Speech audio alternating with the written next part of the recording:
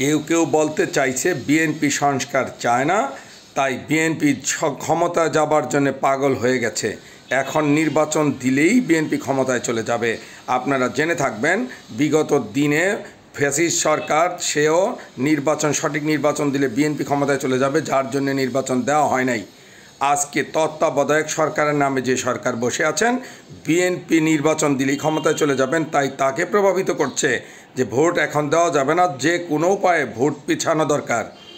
তার মানে কি ফ্যাসিসের উপরে ফ্যাসিস বসে আছে, এর ফল ভালো হবে না। আপনারা জেনে থাকবেন কেউ কেউ বলে সরকারের নির্বাচনের আগে স্থানীয় নির্বাচন হওয়া, কেউ কেউ বলে থাকে আপনি পর্যায়ক্রমে নির্বাচন দিয়ে থাকেন। আপনারা জানেন দেশের আইন শৃঙ্খলার অবস্থা, এবং যদি আপনি পর্যায়ক্রমে নির্বাচন দিতে যান বছরের পর বছর লেগে যাবে, যেখানে দেশের অর্থনৈতিক সমস্যা, বিদেশি বিনিয়োগ বন্ধ। তাই কারো কারো স্বার্থের জন্যে জাতীয় নির্বাচন থামিয়ে রেখে উছিলা দেখানো হয়। ভারত চায়, এমকে চায়, সেমকে চায়, তাই বিএনপির চাওয়া, আওয়ামী লীগের চাওয়া, ভারতের চাওয়া এক। এই ফ্যাসিসগিরি বন্ধ রাখেন, নিজস্ব ক্ষুদ্র স্বার্থ বন্ধ রাখেন। নতুন দল করছেন, দলের মতো চালান, একদিন জনগণ বুঝে নেবে আপনারা ভালো না খারাপ। গতানুগতিকের বাইরে আপনারা যাবেন না। কোটি কোটি টাকা খরচ করছেন, কোত্থেকে করছেন জাতি তা জানতে চাইবে একদিন। তাই সবার কাছে আমার জিজ্ঞাসা এবং বলা, যারা বলে থাকেন যে বিএনপি সংস্কার চায় না, সংস্কার গাছে ধরে না, যে গাছ লাগাবেন, গাছ বড় হবে, ফল ধরবে, তখন সংস্কার তো কাগজে কলমে, সেটা বাস্তবায়ন করবে আগামী সরকার এসে। আপনি তো এখন বাস্তবায়ন করতে পারবেন না।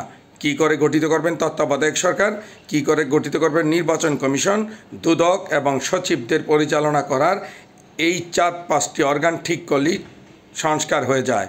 সংস্কার হতে তো বছরের পর বছর লাগে না। আর সংস্কার করে কি বোঝাতে চাইছেন?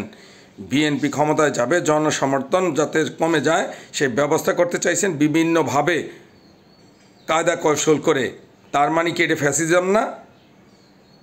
তাই দেশবাসী ভেবে দেখবেন, এক ফ্যাসিস্ট তাড়িয়ে নতুন ফ্যাসিস্টরা এই দেশে দানা বাঁধতে চাইছে।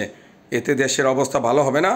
যদি অতি শীঘ্র, যেমন কালকে সালাউদ্দিন আহমেদ বলছেন, এই মাসের মধ্যে যদি সরকার ব্যবস্থা না করেন, রোডম্যাপ না দেন, আগামীতে বিএনপি প্রয়োজনে আবার আন্দোলনে নামবে এই ফ্যাসিস্টদের বিরুদ্ধে। ইনশাআল্লাহ সবাই ঐক্যবদ্ধ থাকবেন। শুধুমাত্র ওই চাঁদাবাজি, 1000 কোটি টাকা চাঁদাবাজি করছেন, সেদিকে খবর নাই। বিএনপির পোলাপান যদি 2-4 টাকা রাস্তায় চাঁদা উঠাচ্ছে, সেই চাঁদা নিয়ে অস্থির হয়ে যে দেশের দুর্নীতি বাড়াচ্ছেন, দেশের অনিয়ম করছেন। এর সঙ্গে ছাত্র সমন্বয়কার জামাত ইসলামের কি প্রশ্ন, কি দালালি এখানে আছে, কি সুবিধা আছে, জাতি তা জানে। এসব করে এই দেশের 71-52কে মুছে দেওয়া যাবে না, কিছুতেই না। সবাই ঐক্যবদ্ধ থাকবেন ইনশাআল্লাহ।